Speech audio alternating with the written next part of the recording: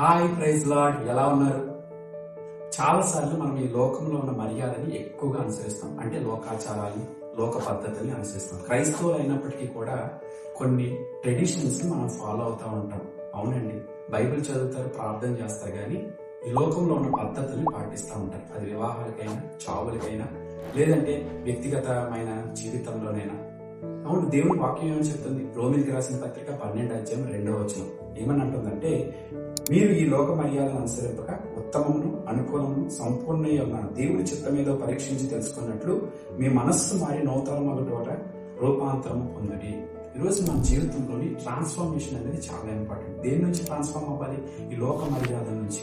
చాలాసార్లు చర్చికి వెళ్తాం, బైబిల్ చదువుతాం, ప్రార్థన చేస్తాం, ఇంకా ఈ లోకంలో ఉన్న ట్రెడిషన్స్ కి ఎడిక్ట్ అయిపోతూ ఉంటాం. దేవుడు అన్నాడు, ఆ లోక మర్యాదను అనుసరించారు. ఏది ఉత్తమం అంటే వాక్యం ఏం చెప్తుంది? ఉత్తమమైన చిత్తం ఏది అనుకూలం, దేవుని చిత్తానికి ఏది అనుకూలమో అది మనం పరీక్షించి తెలుసుకోవాలి.